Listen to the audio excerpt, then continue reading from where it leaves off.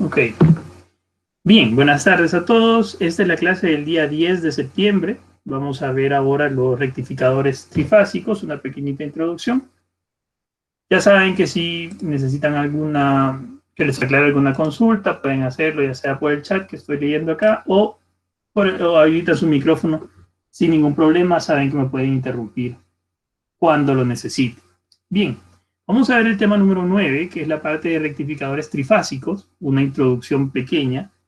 Y solo nos vamos a enfocar en un tipo de rectificador trifásico en esta sesión, pero vamos a definirlos, vamos a ver qué es lo que hacen. Obviamente, ya por el mismo nombre, ustedes ya pueden ir imaginándose qué es lo que van a hacer, qué tipos hay, cuál es su funcionamiento, las aplicaciones que tienen los rectificadores trifásicos y el cálculo de sus parámetros principales y las formas de onda que estos manejan, ¿verdad? Van a ver ahora sí ya hice algo que no quería hacer porque yo siento que siempre se ve feo, pero bueno, de todas maneras van a ver aquí el numerito de la diapositiva.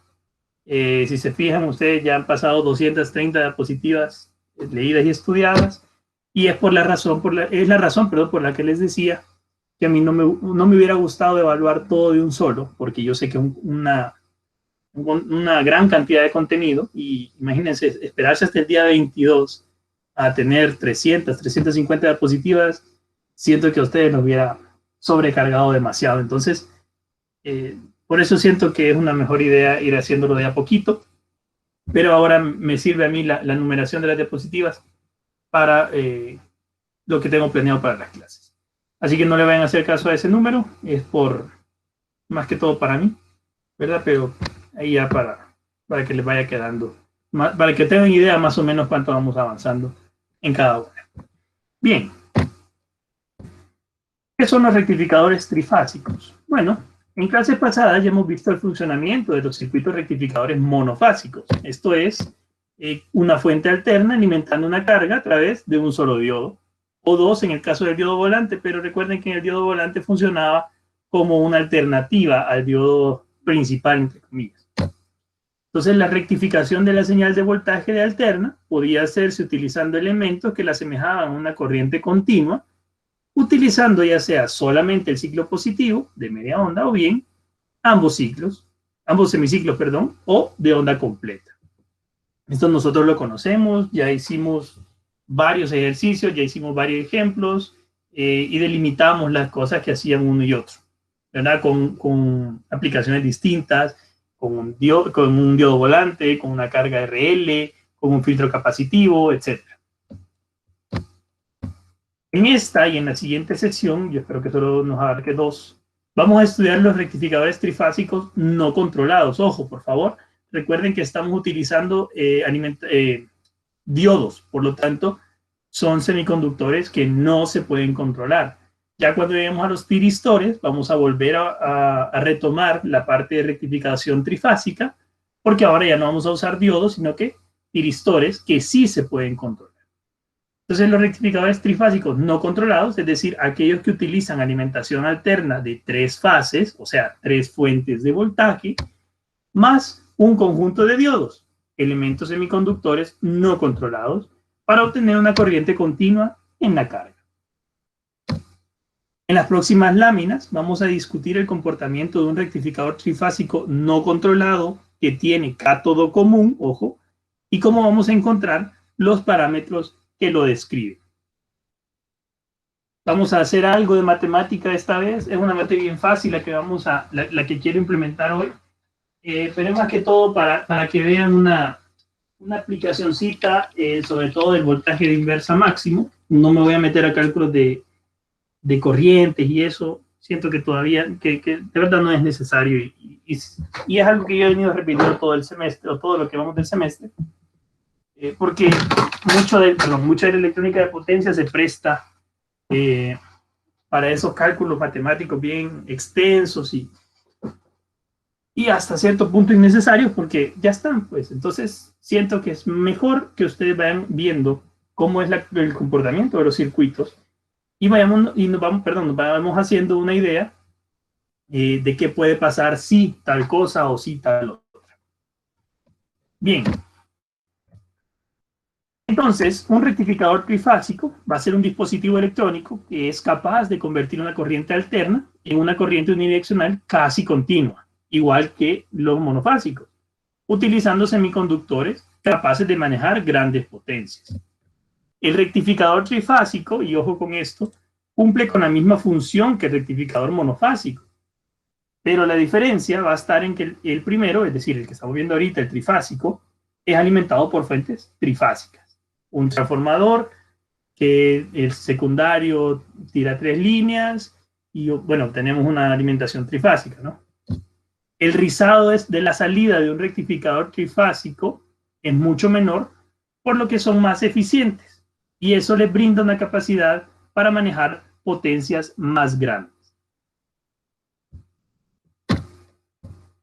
Los rectificadores trifásicos, oh, y aquí hay una aplicación importante, se utilizan en la industria para producir voltajes y corriente continua para cargas que consumen gran potencia, por ejemplo, los motores de corriente directa. Si bien es cierto que este tipo de rectificadores presentan menor rizado a la salida que un rectificador convencional, es decir, una menor variación entre el voltaje mínimo y el voltaje máximo, en muchas aplicaciones la distorsión armónica de la línea los afecta y es necesario utilizar filtros de armónica, lo que en un rectificador monofásico no pasaba. No me voy a meter al filtrado, pero sino que vamos a analizar nada más el rectificador trifásico ideal, con diodos ideales. Y una fuente obviamente ideal también, ¿no? Existen varios tipos de rectificadores trifásicos. En esta sesión nos vamos a concentrar en el rectificador trifásico de cátodo común, también llamado rectificador trifásico de 3 pulsos. De los rectificadores trifásicos, el que vamos a ver el día de hoy es el más sencillo, es de un transformador configurado en estrella en el secundario. Le vamos a colocar un diodo y alimentar a la carga. Para efectos prácticos, lo que vamos a simular más del secundario va a ser una... Hola, Javier. Hola. No sé si hay problemas de conexión o qué, pero se escucha algo raro. No sé si... Se escucha con mucho lag, no sé si se escucha bastante. Ajá, se escucha trabado con retardo. Va, espera, vamos a... Creo que es algo del internet, para ser honesto, porque sí. se escucha con lag. No sirve. Tengo feedback, uy.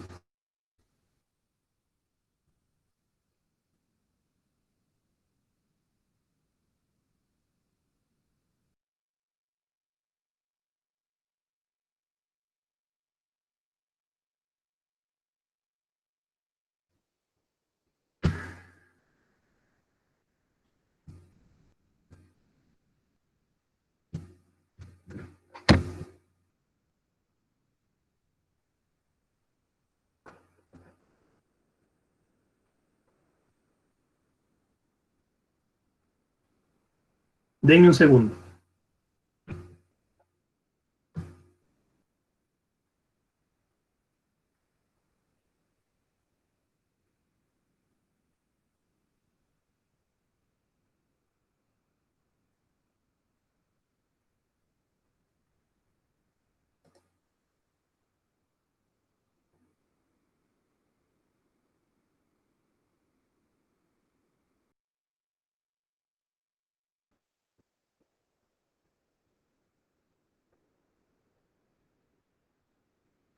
Bien, ahora muchachos.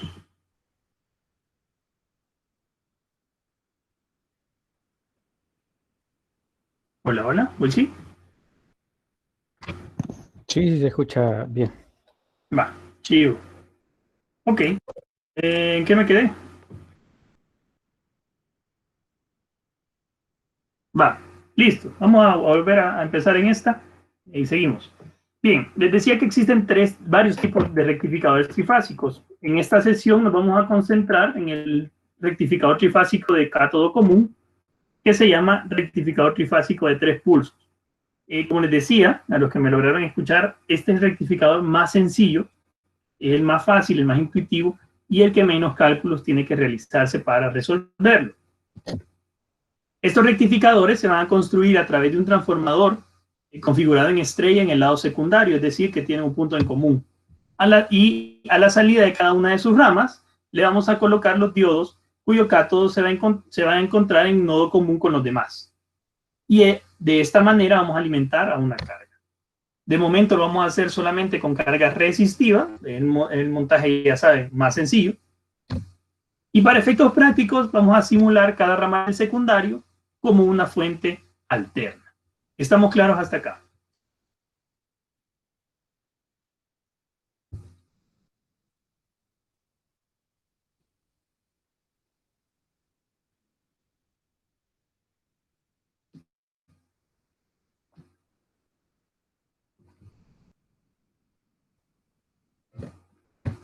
Bien, entonces tenemos acá nuestro rectificador trifásico.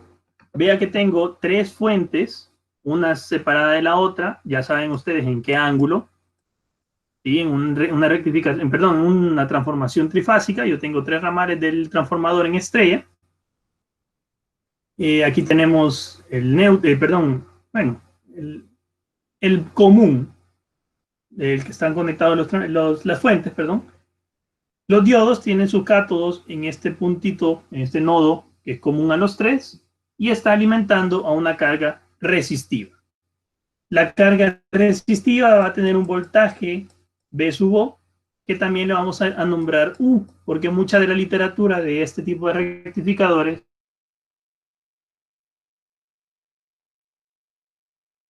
es U. Bien, vean la configuración y dígame, o alguien que se quiera atrever a decir cómo va a funcionar este rectificador.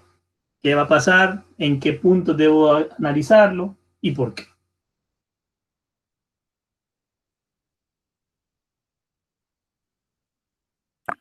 Parece un rectificador trifásico, pero como de media onda.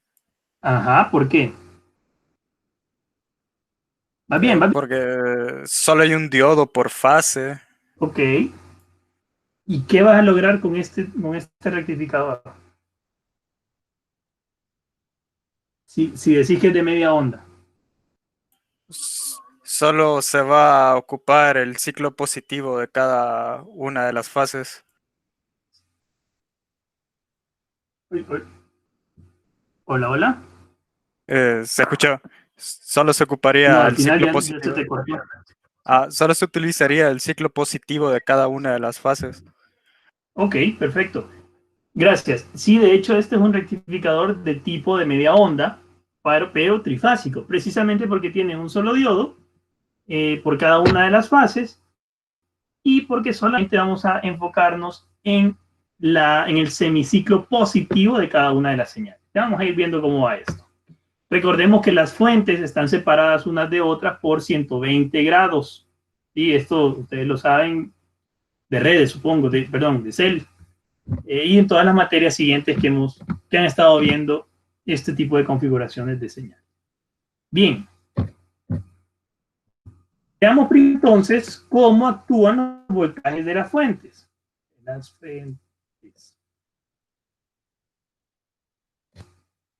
Las formas de onda de los voltajes de las fuentes son senoidales, ustedes lo saben, y se encuentran separadas aún una de la otra por un espacio de 120 grados. Sus curvas, obviamente, van a estar dadas por V1, el voltaje que le entrega la fuente número 1 a la carga, si estuvieran por separado, va a ser el voltaje máximo por el seno de omega t.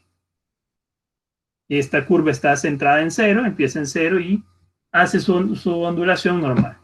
Luego, el V sub 2 es igual a V sub m por el seno de omega t menos 120, movida a 120 grados. Y el V sub 3, vamos a corregir ahí, V sub 3, que es igual a V sub m por el seno de omega t menos 240 grados. Es decir, movida 240 grados, depende de cómo uno quieran ver, hacia la izquierda o hacia la derecha. ¿Está claro? Entonces, si estas son las formas de onda que la carga percibiría si estuvieran una por una separadas, tendríamos algo como esto. Tenemos B sub 1 o B1, que empieza en 0, corta en pi, ya sabemos que son 180 grados, y vuelve a cortar en 2pi. Y se mantiene en este sentido, en esta forma toda su vida. Luego tenemos B sub 2, que hace exactamente lo mismo, solamente que estamos movida en 120 grados. En vez de cortar en pi, va a cortar en 120. En vez de cortar en 0, perdón, va a cortar en 120. En vez de cortar en 180, corta en 300. Y así en adelante. Y luego tenemos la del voltaje 3, que ahora en vez de cortar hacia arriba en 0, corta hacia arriba en 240. Y en vez de cortar hacia abajo en 180, corta en 420. Y así se van a mantener todas las ondas hasta el infinito. ¿Estamos claros con esto? Le voy a colocar el B sub 1 aquí a la curva B1 para que lo recordemos, aunque con los colores ya están bien diferenciadas. ¿Hay alguna pregunta hasta acá? Todos entendemos que esta superposición de curvas es lo que la resistencia percibiría si las formas de onda estuvieran actuando sobre ella una por una.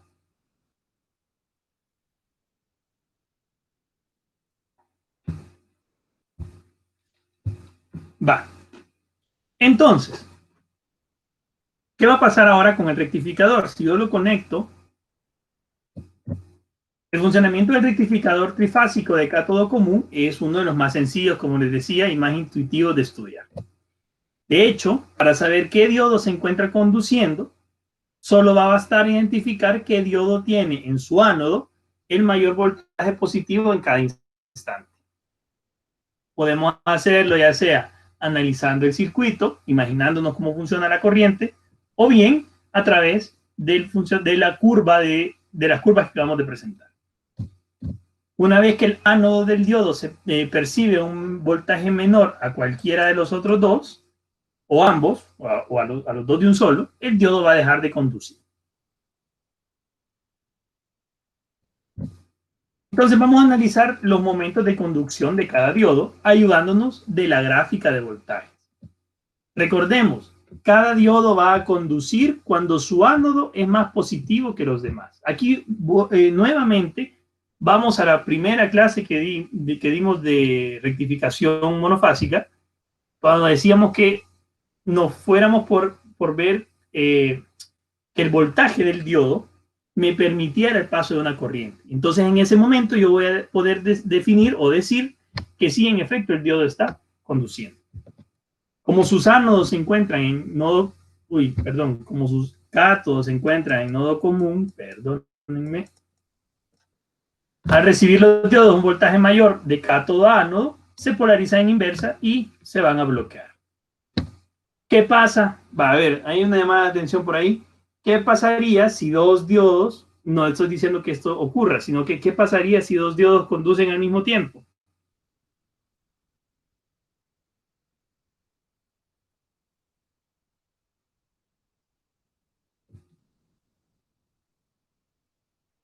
¿Podría haber un cortocircuito? Justamente sucede un cortocircuito.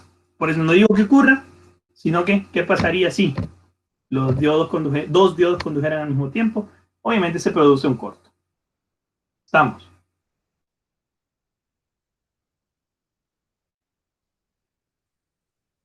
Bien. Entonces, vamos a ver. De la gráfica anterior, vamos a regresar un poquito y vamos a ver la gráfica. Vea, por favor. El primer intervalo que yo estoy tomando ahorita, si lo vieron en la diapositiva que me detuve, vamos a ir de 30 hasta 150 grados, por aquí. Vamos a analizar el voltaje que le está llegando a la resistencia, a la carga, y a partir de eso vamos a definir qué diodo es el que está conduciendo y qué diodos están en corto.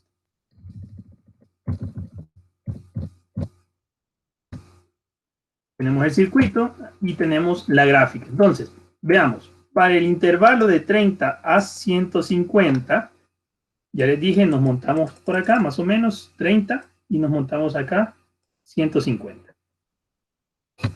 D1 conduce, ya que su ánodo recibe el voltaje B1. Tenemos un voltaje B1 acá, ¿sí? Por lo tanto, el diodo va a conducir voltaje positivo de ánodo a cátodo. Entonces, si hay voltaje positivo y el diodo conduce, la corriente se va a venir por acá y va a llegar a este nodo de acá. La resistencia va a recibir un voltaje positivo negativo y por lo tanto el diodo 2 y 3 va a tener un voltaje de inversa. D2 y D3 se van a bloquear y no va a conducir ninguna corriente. La corriente se viene toda por acá y regresa a la fuente de este lado. ¿Estamos claros? El voltaje que percibe la carga es V1. Lo vimos tanto en el circuito como en la gráfica. ¿Qué voltaje percibe la resistencia? Este de acá.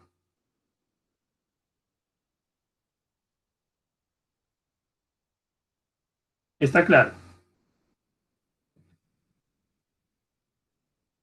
Te lo digo, es bastante intuitivo y bien sencillo de ver.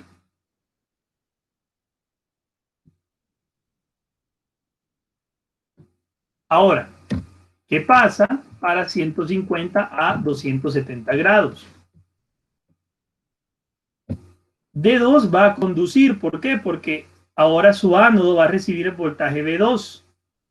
B2 está acá, vamos a ir de 150 hasta 270. B2 está conduciendo acá, es el voltaje que vemos más positivo. Como es el voltaje que vemos más positivo, vamos al circuito y decimos, vamos a ver, si este es B2 y este es el diodo 2, recibe un voltaje positivo o negativo de ánodo a cátodo, la corriente pasa por aquí, pasa por la resistencia, y los diodos 1 y 3 se polarizan en inversa. D1 y D3 se van a bloquear, y el voltaje que percibe la carga U es B2. Positivo, negativo, la corriente siempre acepta.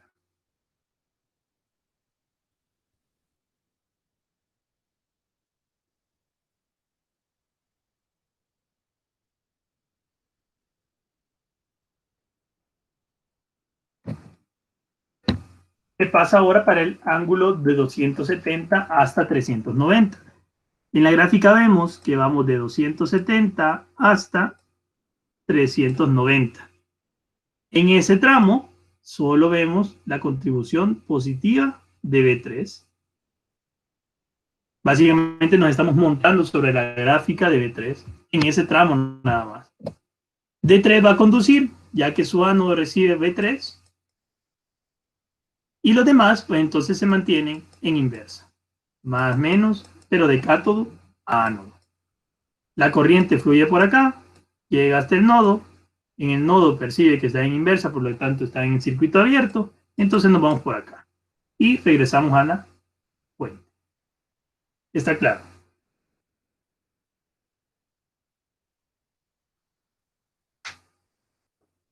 D1 y D2 se bloquean. Y el voltaje en la carga U es B3. ¿Hay alguna pregunta hasta acá?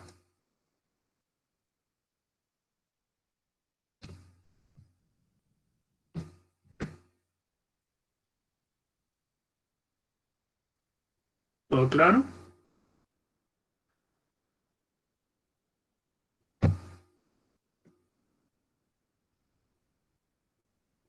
Pues ya se durmieron.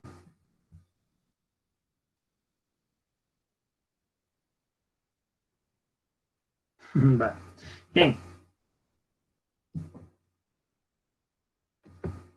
Sí, Jaime, ahorita estamos en estado periódico permanente. No estamos bien, ya, imaginémonos que estamos si te fijas, aquí mira, aquí tengo B1, pero aquí se vuelve a repetir B1, quiere decir que después de B1, otra vez B2, y otra vez B3, y otra vez B1, B2, B3, en la misma secuencia, en la misma separación de ángulos. Por lo tanto, ya estamos analizando un estado periódico permanente. ¿Sí? Bien. Ahora, ¿Qué voltaje entonces es el que va a percibir la carga? Como estábamos viendo, nosotros tenemos de 30 hasta 150, percibíamos este que está en verdecito. Y luego de 150 hasta 270, este otro de acá en verde. Y luego de 270 hasta 390, nuevamente este verde. El voltaje que percibe la carga es este B0 igual, o B sub O igual a U. ¿Dónde va a estar? Arriba, siempre en la parte superior de los semiciclos positivo. ¿Por qué? Porque en esos momentos el voltaje es el más positivo. Es decir, la onda de voltaje de B1 es más positiva que las otras dos aquí. La de B2 es más positiva que las otras dos aquí. La de B3 es más positiva que las otras dos aquí. Y la de B1 vuelve a ser más positiva que las otras dos en esa. El voltaje que percibe la carga entonces es esta montañita verde de aquí hasta el infinito. ¿Está claro?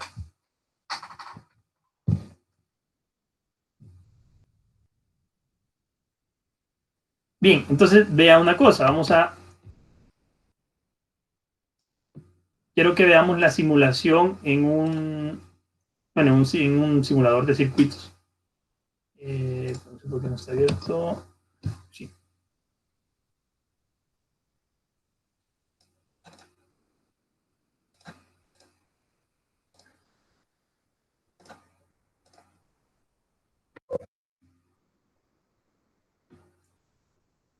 Bien, aquí tengo el Circuit Maker, aquí tengo nuevamente nuestro circuito. Y vamos a ver la simulación. Aquí es algo raro este Circuit Maker, hay que hacerle un montón de volados para que dé la señal correctamente. Pero bueno, ya tenemos el circuito simulado y vamos a ver la contribución de cada una de las señales. Yo tengo aquí, estoy señalando con el pin A el voltaje que recibo de la fuente 1, de B1. Con el pin B estoy recibiendo el voltaje de la fuente 2 y con el pin C voy a recibir el voltaje de la fuente 3. Como ven, es la misma gráfica que yo les acabo de mostrar en otro programa, pero bueno, ahí nos está un poco más achatada de los extremos para que se vea un poco mejor, ¿no? Entonces nos hace falta ver cuál es el voltaje que la carga está percibiendo. Ya con un simulador es más fácil de verlo que solamente en la gráfica. Vamos a poner el pin D acá en la resistencia, me está pidiendo voltaje, y entonces vamos a ver que solamente se van a sombrear la parte de arriba de las ondas de voltaje senoidales, porque es donde es más positiva esa onda específicamente que las otras dos. Entonces, si señalamos con el pin o con la probeta, nos va a mostrar el voltaje que está percibiendo la carga en cualquier momento. Ahí en rosado ustedes pueden ver que solamente es la colinita de arriba. ¿Estamos de acuerdo? ¿Hay alguna pregunta?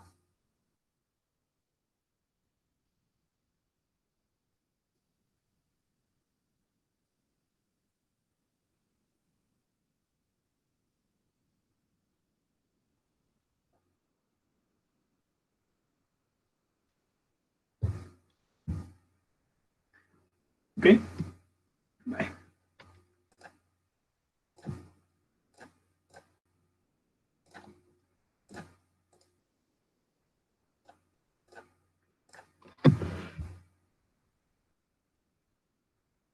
Okay, entonces nos quedamos acá. El voltaje en la carga era las montañitas. Y ahora decimos que el voltaje que la carga percibe entonces va a ser la contribución de cada uno de los ramales en el momento en que cada diodo está conduciendo. Esta señal también es llamada de 3 pulsos. Ustedes ya pueden intuir por qué, ya que la secuencia de fases se repite cada 3 picos. El voltaje de la carga para un rectificador trifásico, como ven ustedes, es un voltaje más parecido al de la corriente continua que de los rectificadores monofásicos, tanto de media como de onda completa. Recuerden que en un rectificador de onda completa, la señal rectificada llegaba hasta abajo y volvía a subir todo y volvía a llegar hasta abajo y volvía a subir todo y volvía a llegar hasta abajo. En este ya no, en este nos quedamos en la parte de arriba, por lo tanto es que decimos que el rizado se va disminuyendo, ¿sí? El rizado es mucho menor que en el rectificador normal y la frecuencia es bastante mayor.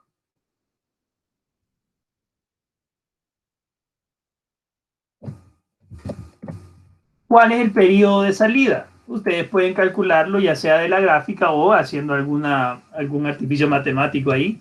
Si ya les di los intervalos, pues nada más es una cuestión de una resta. De la gráfica, uno de los parámetros importantes por determinar es el periodo con el que la señal se repite. Este dato salta a la vista rápidamente al restar las fronteras de cada uno de los intervalos de conducción. 150 grados menos 30 grados, pues les da 120, que es el mismo espacio que hay de aquí hasta aquí. O en términos de pi, 5 pi sextos, que son los 150, menos los pi sextos, que son los 30, es 2 pi tercios, o 120 grados sexagesimal. ¿Está claro?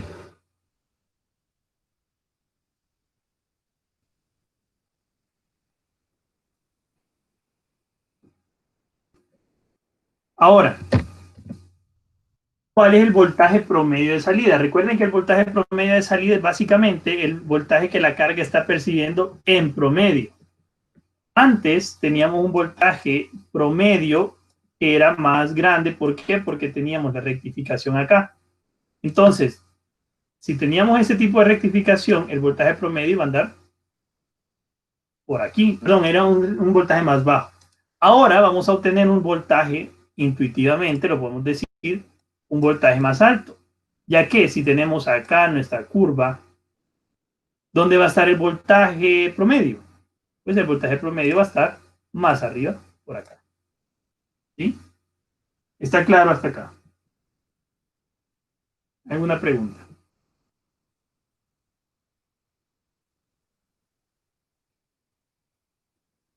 Entonces, ¿cómo podemos calcular ese voltaje promedio? Con integrales, un montón de integrales bien feas, que no nos sirve de nada estarlas sacando ahorita. La matemática ustedes la pueden ver en cualquier libro de señales, pero podemos calcular el voltaje promedio de la señal con procedimientos matemáticos que ustedes ya conocen. El voltaje promedio, tomando como referencia al diodo D1, y les voy a explicar más adelante por qué tomamos solo el D1, es el voltaje máximo entre el periodo por la integral del intervalo en el que sucede la señal por el seno de omega t de omega t. Por la señal de la fuente 1, porque estamos viendo el diodo 1, en el periodo en el que funciona el diodo 1. Haciendo toda la matemática de esto, nos queda que el voltaje promedio yo lo puedo calcular como la 3 por la raíz de 3 por el voltaje máximo entre 2pi. Recuerden que el valor que yo les doy en la señal, el que está bajito, no tengo por aquí el circuito, ya lo vamos a ver. El que está bajito es el valor máximo, no es el valor RMS. ¿Está claro?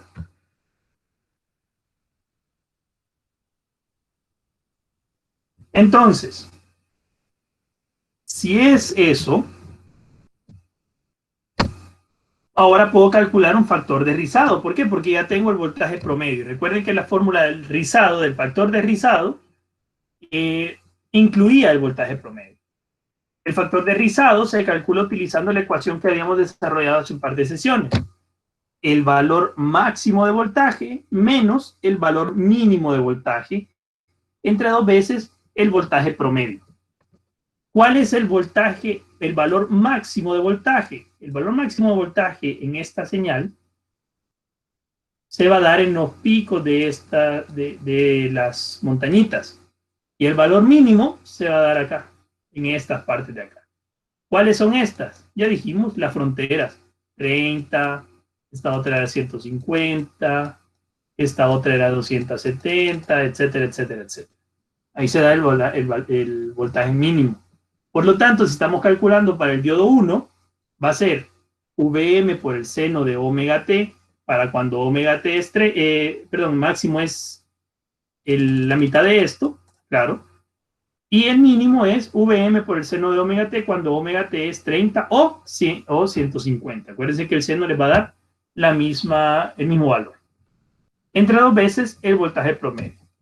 De las gráficas podemos observar que el voltaje máximo se da en Vm seno de 90 para el diodo D1 y el mínimo se da para cuando el ángulo es 30 o bien 150, con cualquiera de las dos. Voltaje máximo es el voltaje M, o el voltaje máximo de cualquiera de las curvas, y el voltaje mínimo es la mitad del voltaje máximo. El factor de rizado, al final ya de meter esto en estas, pues nos queda pi entre 6 por la raíz de 3.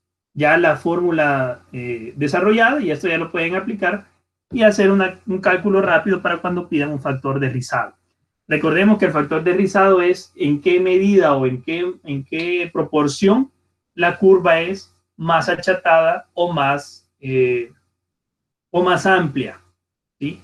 Qué tan cercanos son los valores o qué tan poca es la variación de los voltajes que percibe la carga. ¿Hay alguna pregunta hasta acá?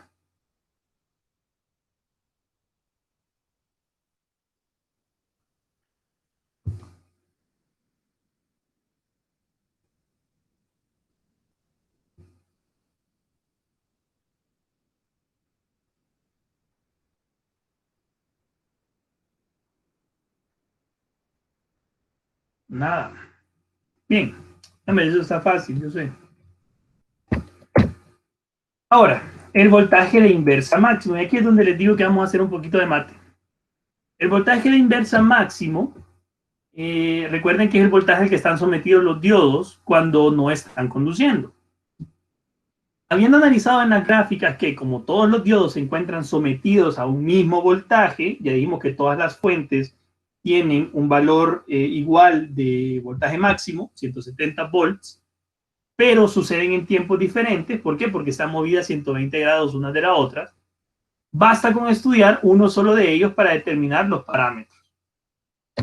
Para encontrar el voltaje máximo de inversa, o de inversa máximo, entonces, nos vamos a guiar con el desarrollo para el diodo D1 únicamente.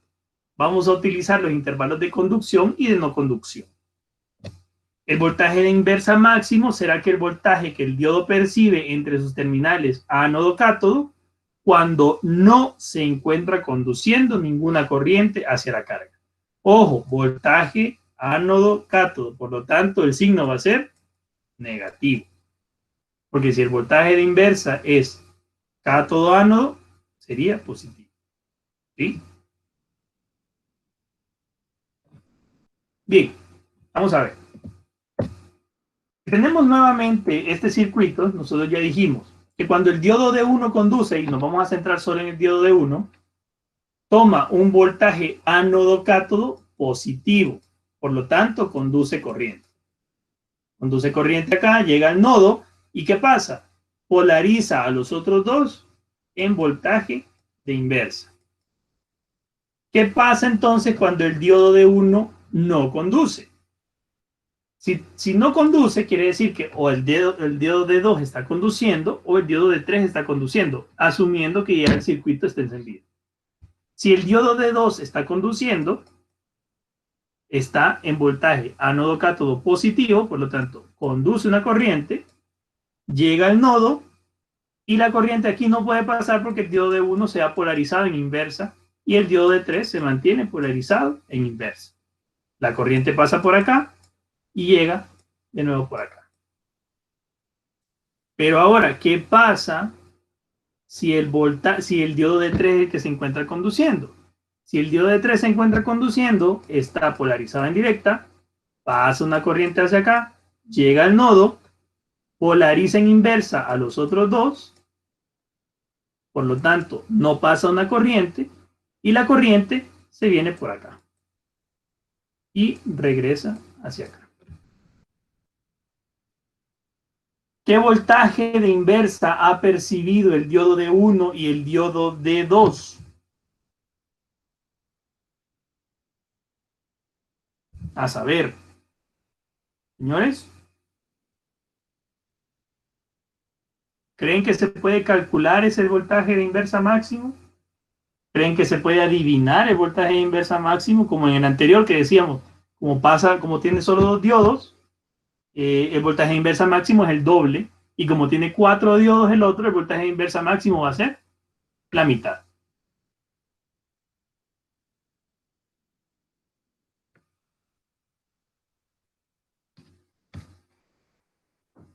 El voltaje de inversa máximo aquí sí se tiene que calcular. Recuerden que cuando estamos en un sistema trifásico, hay una raíz de 3 por ahí que siempre tenemos que andarle metiendo en todos lados para voltajes de línea, voltajes de fase. No nos vamos a meter tanto en eso, sino que hay una fórmula diferente, pero siempre acuérdense, estando en estrella, en un sistema trifásico, hay una raíz de 3 que siempre hay que estar considerando. Entonces, otra vez volvemos a los estados de conducción y no conducción del diodo, siempre con D1. Tenemos el circuito y decimos, para este ángulo, para este intervalo, perdón, D1 conduce, por lo tanto la caída de B de 1 es casi cero. Y digo casi porque para los que se quieran poner muy estrictos, pues sí, hay una caída de voltaje, el cable tiene algún tipo de resistencia y eso, pero es chiquita, ¿sí? El diodo tiene una resistencia propia, bueno. Entonces hay una caída de voltaje pequeña que podemos nosotros aproximar a cero. Como el diodo está polarizado en directa, es decir, pasa la corriente, no se encuentra sometido a ningún voltaje de inversa. La gráfica que va a percibir el diodo, el voltaje de la resistencia por el diodo 1, es cero. ¿Sí? Porque aquí pasa una corriente. Podemos hacer la aproximación a cero en la conducción del diodo. ¿Está claro hasta acá? Ya vamos a graficar.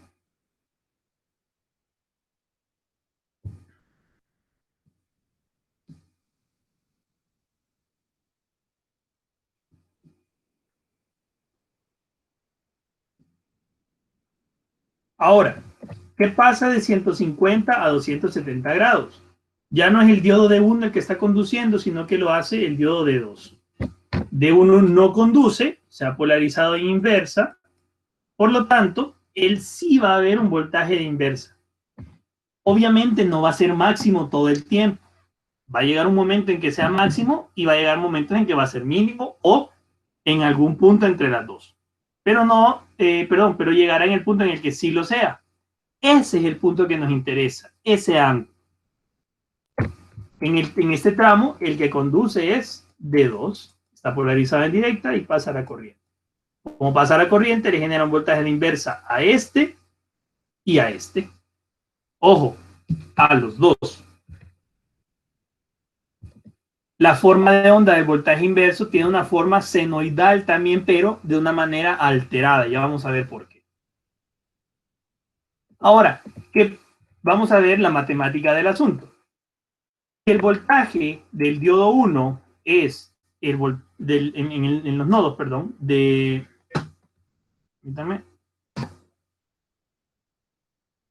Si el voltaje en el diodo 1 es el V sub 1 menos el voltaje de la carga, por hacer una ecuación de nodos, en el intervalo, en el intervalo segundo, de 150 a 270, el voltaje que percibe la carga es V sub 2, y eso ya lo vimos hace unas 10 diapositivas.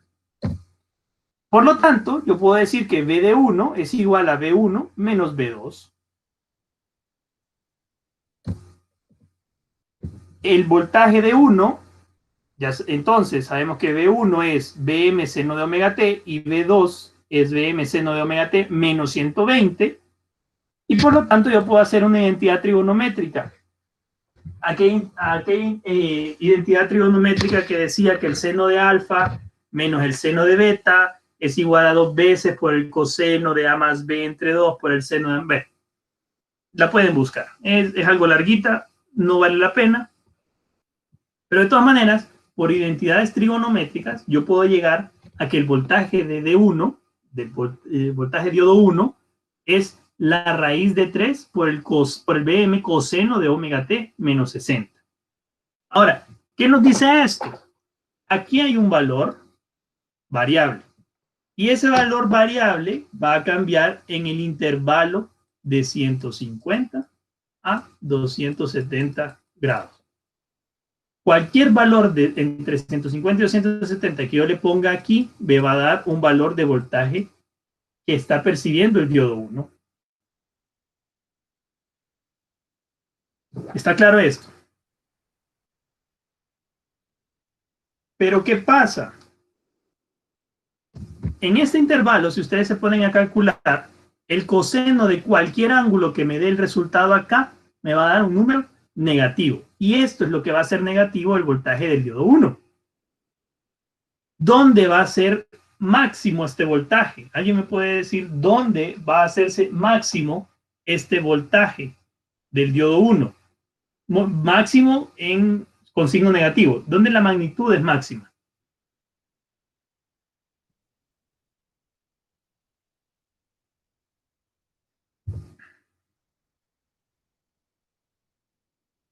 Hola, hola.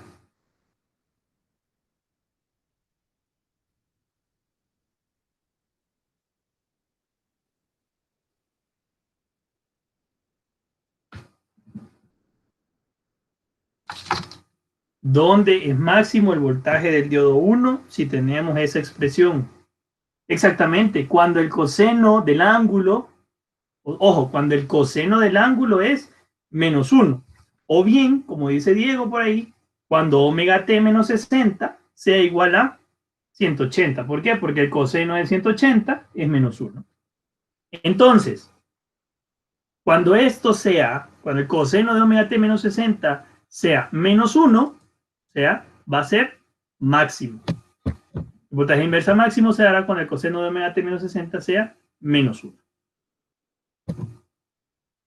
Entonces, si yo saco la parte del coseno nada más para ver cuándo es menos 1, coseno de omega t menos 60 es menos 1, omega t menos 60 es el coseno inverso de menos 1 y esto es 180 grados.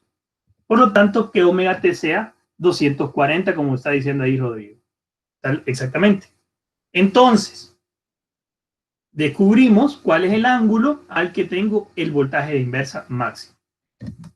Por lo tanto, el coseno de omega t menos 60 es menos 1 y el voltaje de 1 va a ser menos la raíz de 3 por v sub n. Este es el voltaje de inversa máximo. Ojo, este es el ángulo en el que el diodo se ve sometido al voltaje de inversa máximo. Y esta es la magnitud del voltaje de inversa máximo que ve el diodo en ese ángulo. ¿Qué pasa ahora entre 270 y 390? Diodo 1 no va a conducir. ¿Por qué? Porque conduce de 3. ¿Sí? Tenemos polarizado en directa que polariza en inversa al otro diodo. La corriente pasa por acá y regresa por acá. Nuevamente nos interesa el ángulo, el que se da el voltaje de inversa máximo y también su valor.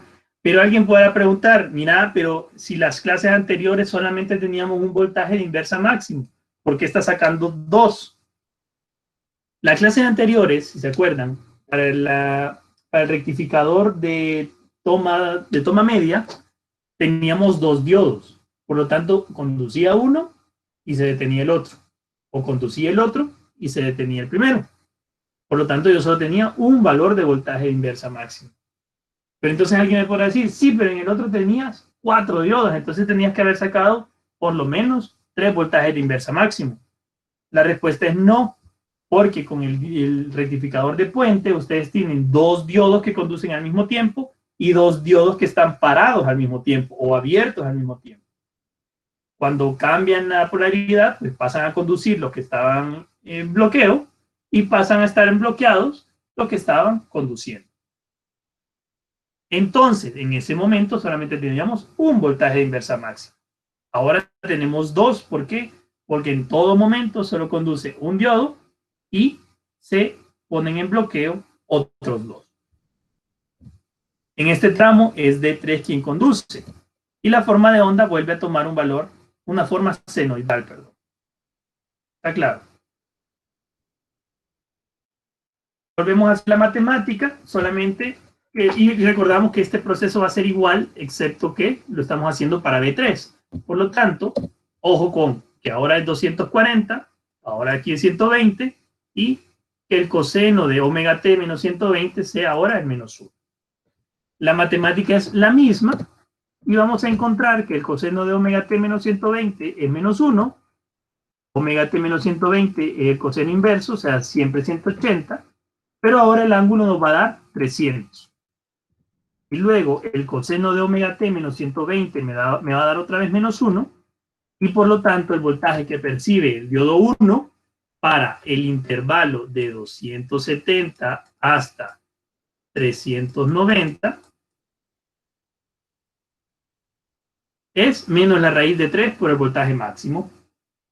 Ojo, esto significa que el voltaje de inversa es mayor en magnitud, porque raíz de 3 es 1.73, Estamos.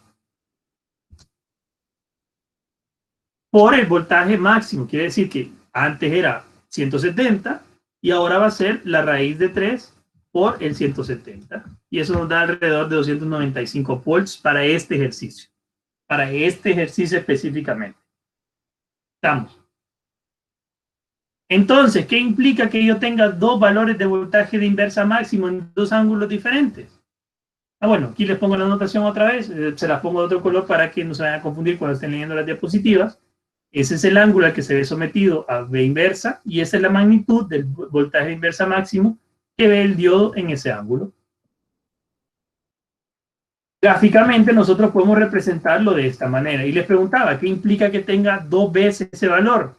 Que la gráfica va a tener dos máximos, pero hacia el otro lado, o sea, dos mínimos. El voltaje inversa máximo va a ser máximo dos veces en dos ángulos diferentes. Entonces tenemos nuestra gráfica que ahora la hemos achatado para que se vea un poquito mejor. Voltaje 1, voltaje 2, voltaje 3. Y vamos a dibujar el voltaje de inversa máximo. Voltaje de inversa máximo, cuando el diodo 1 conduce, se mantiene en 0. Cuando el diodo no conduce, entonces empieza a disminuir el voltaje que percibe. Va a tener un máximo donde ya dijimos en 240 y vuelve a subir. En ese momento empieza a conducir el otro diodo, perdón, y entonces vuelve a bajar la gráfica. La gráfica vuelve a bajar y vuelve a tener un máximo en 300. Y en ese 300, que es máximo, vuelve a subir el voltaje hasta que vuelve a encontrar la conducción del voltaje 1. ¿Sí? Este es el voltaje de la carga, o el que está percibiendo la carga. Y entonces el voltaje de inversa máximo, dijimos 0, de 30 a 150. Voltaje máximo de inversa en 240. Voltaje máximo de inversa en 300. Y vuelve a ser 0 en 390. Y al infinito se va a mantener esta misma forma de onda, solamente moviéndose en el periodo. Ojo, por favor, no, bueno, este es el voltaje inversa máximo, pero lo que les quería decir, no se olviden de las patitas que le hacen falta a las gráficas cuando lo dibujen. Recuerden que empezamos en 30 grados, por lo tanto, antes de 30 tiene otro comportamiento si estamos en estado periódico permanente. Antes de 30, la gráfica va de subida, el voltaje inversa máximo, igual que acá. ¿Sí? Igual que acá. Y también esta de acá debe ir coloreada como el voltaje de la carga. Esto ya se lo voy a poner por acá, en estado periódico permanente. Estamos claros con esto. Y les pongo, esto es súper explícito, ojo con las colitas de esta gráfica, cuando omega t sea menor que 30.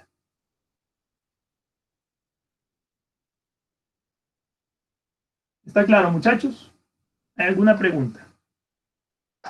No entendí eso de las colitas. Bueno, cuando estás en estado periódico permanente, las gráficas se van a repetir. Yo la cantidad de grados, yo la puedo poner como yo lo necesite según mis ejes. ¿Estamos? Entonces, cuando analizamos un estado periódico permanente, asumimos que la señal ya lleva corriendo varios periodos, que pasamos el transiente inicial y que las condiciones de inicio y final del periodo son iguales. Y estamos igual que acá, que acá, que acá, que más adelante y más adelante y más adelante. Por lo tanto, el voltaje que va a percibir este voltaje de la carga, pero el voltaje que va a percibir la carga, va a ser todas las subidas de voltaje 1, voltaje 2, voltaje 3. Como estamos en estado periódico permanente, va a percibirlas todas, incluso antes de los 30 grados ¿sí? Y el voltaje inversa máximo obviamente lo va a tener el diodo, porque antes de los 30 grados, quien está conduciendo realmente, acuérdense que el seno de omega t menos, que ver, está en la gráfica B2, menos 120. Me dice que aquí va a haber un voltaje inversa máximo para el diodo 1. ¿Sí? De 0 hasta 30 grados hay un voltaje inversa máximo que percibe el diodo 1. Porque las tres están produciéndose al mismo tiempo, las tres curvas. ¿Hoy sí está claro? Sí, sí, gracias.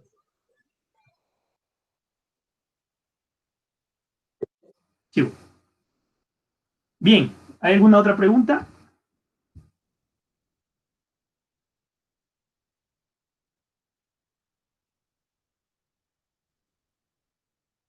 Ok. El voltaje inversa máximo percibido en ambos ángulos es el mismo.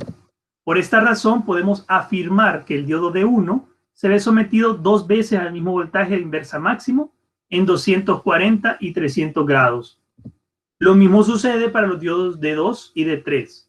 El voltaje de inversa máximo es igual y la única diferencia es que este voltaje va a ser máximo en ángulos distintos. En ángulos distintos. Ahora, no me voy a meter a esto, solamente quiero mencionarlo. La corriente de la carga, la corriente que percibe la carga, la va a ver continua, ya que hay una contribución de la corriente que pasa por cada uno de los diodos al momento de la conducción. Vemos que la corriente, si solamente tomáramos el voltaje de la fuente, B sub S de la 1, tenemos una forma de onda que empieza en 0, corta en pi, 2pi, y etcétera. Y la corriente, como es una carga resistiva, toma esta forma parecida a la del voltaje, que si no fuera por un diodo estaría en fase y cortara en los mismos puntos 0 y pi, y 2pi, y 4pi, y 3pi, y 5pi, etc. La corriente acá va a ser 0 antes de que empiece a conducir el diodo y va a tener su valor cuando empiece a conducir.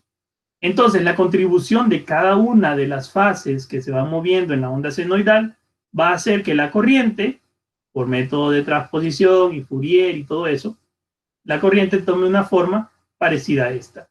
Que si se fijan, que se ve todavía más aplanada, que es lo que nosotros estamos buscando al hacer una rectificación de onda senoidal. Este es el objetivo básico de la rectificación trifásica. ¿Estamos claros, muchachos? ¿Hay alguna pregunta?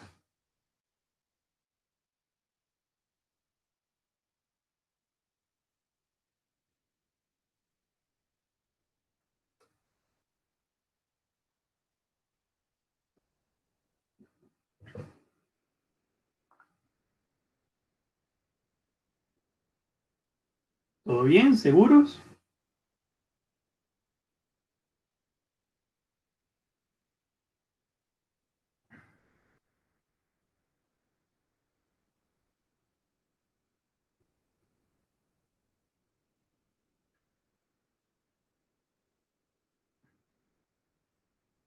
Va, chidísimo. Bueno, les dije que esta vez sí íbamos a tener actividad. Como les decía Ángela la vez pasada, de veras, cada vez que yo creo tener un espacio libre, me están poniendo ya sea las tareas del diplomado o las charlas de la universidad, que ahora con lo virtual piensan que uno también tiene todo el tiempo del mundo. Así que no he podido revisar, espero hacerlo este fin de semana, ¿verdad? Pero sí les voy a dejar la evaluacióncita de área, la 9, que va a contribuir a su nota al final de las evaluaciones de aplicación práctica del primer parcial. Y esta es súper sencilla. Calcule el voltaje medio de la carga y el factor de rizado para el circuito de ejemplo. Grafique el voltaje de inversa máximo para los diodos D2 y D3 y señale los ángulos en los que sucede. Fácil. Y responda a la pregunta: ¿cómo puede mejorarse aún más la rectificación de una señal, ojo, trifásica? ¿Cómo utilizarían ustedes lo que ya vimos antes para rectificar aún más o hacer más pegado a una señal de continua este tipo de aplicaciones trifásicas. ¿Sí?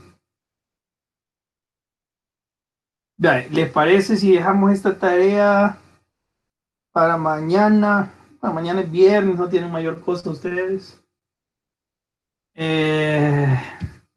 Mañana a las 12 de la noche, pues, 11:59 de la noche.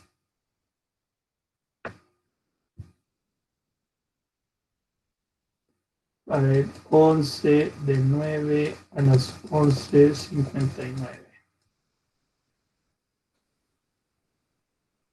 Vamos, está fácil, hombre. En un ratito lo hacen una sentada.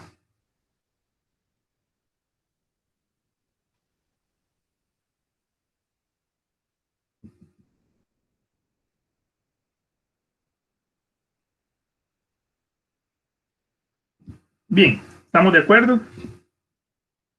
No, nada más.